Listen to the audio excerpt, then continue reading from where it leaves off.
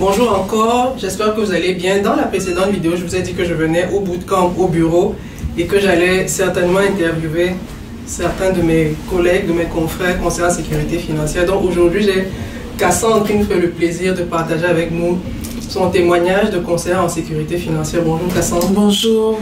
Alors pour ceux qui ne savent pas, Cassandre a un compte TikTok. Le nom du compte TikTok, c'est Finance avec Cassandre. Finance avec Cassandre sur TikTok. Allez la suivre. Elle fait du très bon contenu. Elle partage des tips. Et si vous êtes une maman, je suis sûre que vous allez y trouver votre condom. Bonjour Cassandre et merci encore d'avoir accepté de jouer le jeu, de participer à l'interview. Merci Priscille de m'avoir aujourd'hui. D'accord. Donc Cassandre, comme je t'ai dit, c'est vraiment juste de partager ton histoire avec les mamans qui pourraient être intéressées à intégrer la profession. Donc aujourd'hui, ça va vraiment être des questions tout à fait simples. Donc peut-être déjà nous dire comment tu te retrouves dans la profession de conseillère en sécurité financière, qu'est-ce qui te ramène là-dedans? Au fait, c'est vraiment la décision d'être capable de faire mon propre horaire. Je suis maman de deux garçons très actifs, un de 6 ans et un de 9 ans, bientôt 10 ans, qui jouent au soccer. Okay. Qui sont, ça fait vraiment, j'ai vraiment un horaire pas mal chargé, okay. Mais m'emmener dans le domaine de d'être conseillère financière, c'est vraiment le fait que je peux vraiment faire ma propre routine, une routine équilibrée avec mes enfants. Pour moi, c'est vraiment important parce que l'expérience que j'avais auparavant, c'était vraiment un 9 à 5 où est-ce qu'il y avait vraiment la surcharge de travail, puis j'arrivais pas vraiment à équilibrer ma vie personnelle, ma vie familiale avec la vie professionnelle. Ok, là tu as annoncé la prochaine question, la question que je m'apprêtais à te poser, c'est est-ce que professionnellement tu as toujours été conseillère en sécurité financière ou alors c'est vraiment un concours de circonstances ou alors à un moment, qu'est-ce qui s'est passé, comment tu te retrouves là-dedans? Ok, oui, non. Précédemment, j'étais analyste financière. Oh. Puis c'était de la comptabilité, dans le fond, fermeture de mois, des rapports mensuels, tout ça dans une firme privée. Puis c'est vraiment ça que je faisais auparavant. Puis j'ai aussi étudié, j'ai un certificat en comptabilité générale. Fait que c'est vraiment la comptabilité qui est mon background. Puis par la suite, on m'a présenté l'opportunité. Puis quand j'ai vu que c'est quelque chose que je pouvais faire à temps partiel, commencer à temps partiel, par la suite voir comment je pouvais équilibrer les choses. Mais c'est là que je me suis dit, ben pourquoi pas? Ok, bah écoute, très beau parcours. Je me disais que tu t'es retrouvé là-dedans comme ça, premièrement. Ça veut dire que tu as d'abord eu une phase de professionnel où tu étais vraiment 100% professionnel à temps complet. Mais comment ça se passe dans la transition? Comment tu gères les études et le travail? Parce que je suppose que pour aller chercher ta licence, tu as dû aménager ton temps. Comment tu as fait pour avoir ta licence pendant que tu étais professionnellement active? Ah ben, c'est là qu'il faut voir comment est-ce que tu vas aller faire ton propre horaire. Okay. Si tu es quelqu'un qui... Moi, je suis quelqu'un qui me lève tôt. Oh, ouais. Donc, juste le fait de me réveiller 2 heures de temps plus tôt pour être capable d'aller étudier, pour aller chercher la licence, étudier 1 heure de temps par jour à chaque matinée, moi, ça m'aidait beaucoup. Okay. Ou, bon, il y en a plutôt que ce serait le soir. Fait que ce serait d'aller voir, ok, 1 heure de temps à chaque soir ou 2 heures, peu importe, là. Ça varie d'une personne à l'autre. Et tu as étudié pendant combien de temps pour obtenir ta licence? Ben, c'est ça, c'est différent pour chaque personne. Mais pour moi, ça m'avait pris ça m'avait pris 6 mois. Oh, par contre, je l'étudiais à temps partiel. Ok. Donc, tu le faisais vraiment quand tu avais un moment et vraiment, tu t'es débrouillé pour que tu assimiles vraiment les notions et que tu ne bâcles pas. Si je comprends bien, ça a pris autant de temps alors que tu le faisais tout le temps, c'est que tu voulais vraiment comprendre les différentes notions. C'est bien ça? Exactement. Puis moi, quand je l'étudiais, bon, j'avais mon emploi à temps plein. J'étais enceinte aussi. Oh. Je m'avais donné l'objectif de terminer mes études avant l'accouchement de mon 2e garçon. Donc le soir, il m'arrivait souvent de m'endormir sur mes livres. J'imagine. Ouais. Donc c'est vraiment le matin que je pouvais donner le gros boost. Puis je pouvais faire 1 heure ou 1 heure et demie de temps le matin. Cassandre, donc si je comprends bien, tu as étudié étant enceinte. Oui. Écoute, ça c'est énorme parce que il y a des mamans, quand elles sont enceintes, vraiment, c'est toute activité cessante parce que l'organisme ne coopère pas.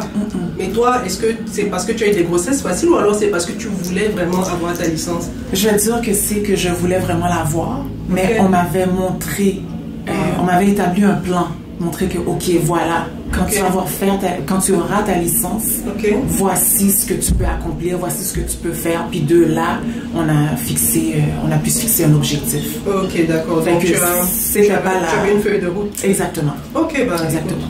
Félicitations, parce que d'avoir sa licence et d'avoir sa licence alors qu'on était enceinte, c'est deux choses différentes. Donc, félicitations pour ça.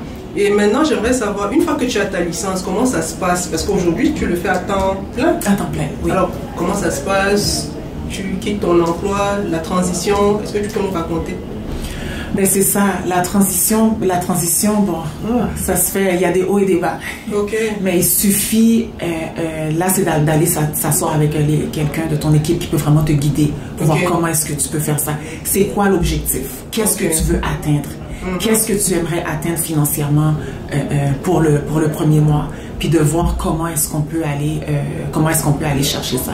OK, mais tu le dis facilement comme ça, mais est-ce que c'est toujours tout rose? Non, okay. Pas toujours. Mais comment tu gères quand c'est pas rose? Ben, quand c'est pas rose, ben, c'est là que faut aller voir qu'est-ce qui a pas fonctionné. À la fin du mois, tu regardes pourquoi j'ai pas atteint mon objectif. Qu'est-ce qui a pas fonctionné? Est-ce que j'ai fait assez d'appels? Tous les appels que j'avais sur la liste. Est-ce que j'ai appelé tout le monde? Est-ce que quand quelqu'un ne répond pas, je considère ça comme un appel? Exemple, si j'avais 10 personnes à appeler, j'ai 5 personnes qui ne m'ont pas appelé, qui n'ont pas répondu. Est-ce que j'ai quand même fait mes 10 appels? Il y a tout ça qu'il faut aller analyser. Il faut faire une rétrospective du mois pour voir qu'est-ce qui n'a pas fonctionné, puis de là voir qu'est-ce que tu mets en place le mois prochain. C'est pas que c'est facile, c'est beaucoup de discipline. Puis beaucoup de consistance. OK, donc si je comprends bien, toi tu monitores vraiment ton activité, tu la prends tellement au sérieux que tu prends le temps à la fin du mois de regarder ce que tu as eu à faire, ce qui a marché, ce qui a moins marché, et de prendre les leçons, tirer les leçons pour la suite, c'est bien ça? Oui, c'est ça. OK, donc maintenant, qu'est-ce qui te décide à quitter ton emploi? Parce qu'il y a certainement un feu vert ou rouge que tu regardais et qui t'a dit, OK, là c'est le bon moment. Qu'est-ce qui te décide finalement à lâcher l'emploi et à être conseillère en sécurité financière à temps plein? Ben, le bon moment, ben, ça c'est vraiment... quand tu regardes, qu'est-ce que tu veux vraiment?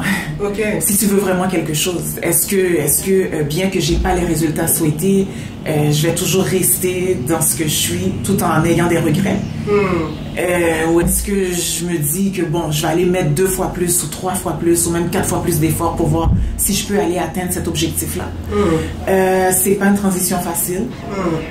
Moi, de mon côté, ce que j'avais fait, c'est que quand j'avais quitté l'emploi à temps plein, j'ai été prendre un autre truc à temps partiel. C'était comme mon petit coussin. Mais encore là, ça varie d'une personne à l'autre.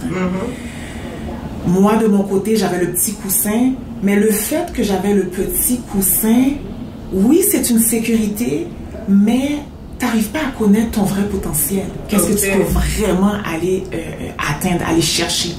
Il a fallu que je me dise, tu sais quoi, on y va là, all in, pour voir qu'est-ce qui va se passer. OK, super. Mais maintenant, tu dis... ça dépend de ce qu'on veut. Toi, qu'est-ce que tu voulais? Est-ce qu'aujourd'hui, dans ta profession de conseiller en sécurité financière, est-ce que tu as retrouvé ce que tu voulais finalement? Ben, ce que je voulais, c'était vraiment l'équilibre. Moi, c'était extrêmement important. L'équilibre familial. Je veux pas qu'il soit rendu 8 heures du soir, puis mon garçon veut que je joue avec lui, puis il y a autre chose, j'ai autre chose dans la tête, puis je peux pas consacrer un petit temps. Moi, c'était vraiment l'équilibre familial. L'équilibre entre la vie professionnelle, la vie familiale, puis ben, la vie personnelle aussi. Là. Mais est-ce qu'aujourd'hui tu l'as? Est-ce que tu as cet équilibre? Est-ce qu'il n'y a pas des rendez-vous que tu prends quand même après? Oui, c'est sûr, ça va arriver. Ça va arriver. Ça arrive. Des fois, ben, on s'adapte. Hein. Ça va arriver 1 fois, 2 fois. Mais la 3e fois, je dis, OK, non, cette heure-là, elle est consacrée. Là, je bloque ce temps-là. Je décide de bloquer ce temps-là pour faire ce que j'ai à faire avec ma famille ou avec ma vie personnelle. OK, mais je dirais même que, même si tu prends ce rendez-vous-là et que tu t'es organisé pour que ce que tu avais à faire à 20h en famille, tu peux le faire plus tôt, ben, ça compense quand même parce qu'avec l'emploi, tu peux même pas faire ce balancement-là. Ben, c'est ça la beauté de la chose, c'est que des fois, tu vas rencontrer des clients qui sont pas disponibles le jour. Moi, j'ai déjà eu des meetings à 9h du soir. Puis quand on m'a dit, tu es disponible à 9h, je dis, ben oui, on peut faire ça à 9h. On fait un 9 à 10, il n'y a aucun problème.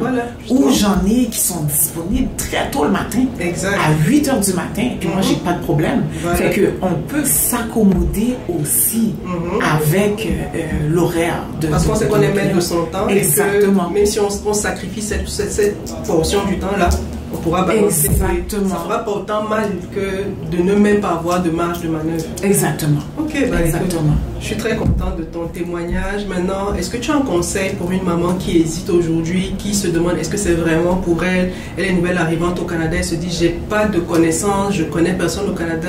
Quel est le conseil que tu donneras à une maman qui est intéressée par la profession mais qui a ce blocage-là? Tout est possible. Okay. Okay, quand tu veux vraiment faire quelque chose, tout est possible. C'est dur des fois, le plus dur, c'est d'aller trouver le bon cercle de personnes. Parce qu'une personne, des fois, il suffit, tu es seulement entouré de mauvaises personnes, ça va tirer de l'énergie, puis ça va t'empêcher d'avancer. Ok. Ok.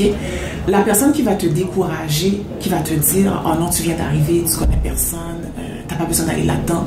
Cette personne-là, c'est sa peur qu'elle projette sur toi. Puis, elle projette sa propre peur sur toi, puis elle connaît même pas tes propres limites, tu connais même pas ton potentiel, tu connais même pas tes capacités. Ce serait vraiment d'aller trouver quelqu'un qui peut te guider, qui peut te montrer les bonnes étapes, comment tu peux aller chercher ça, parce que c'est illimité.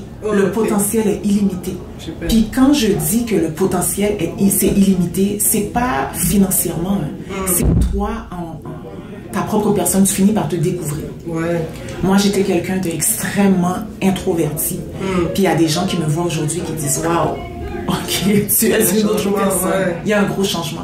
Fait que c'est tout ça que tu finis par découvrir. Ok. Ben écoute, merci Cassandre d'avoir pris du temps pour partager ton histoire avec les personnes qui me suivent sur ma chaîne. N'hésitez pas à suivre Cassandre sur son compte TikTok, Finance avec Cassandre.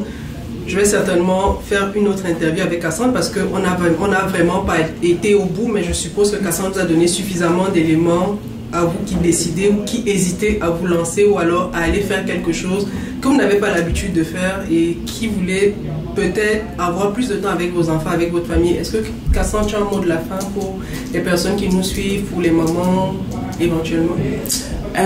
Pour les mamans qui nous suivent, vous êtes des femmes extrêmement fortes. On veut toujours passer nos enfants d'abord. On veut toujours privilégier nos enfants. Ne lâchez pas. Souvent on dit que être mère, c'est un emploi. Mais en tout cas, si c'est vraiment un emploi, ben, on le prend avec... On est tellement passionné de ce qu'on fait qu'on veut passer nos enfants d'abord. Mais après ça, il nous faut d'autres outils aussi pour être capable de réaliser nos rêves pour notre famille, puis pour nos enfants. Puis, il y a de quoi merveilleux aussi dans ce domaine que vous pouviez aller accomplir pour aller éduquer d'autres mères également pour être bien munies financièrement. Merci Cassandre.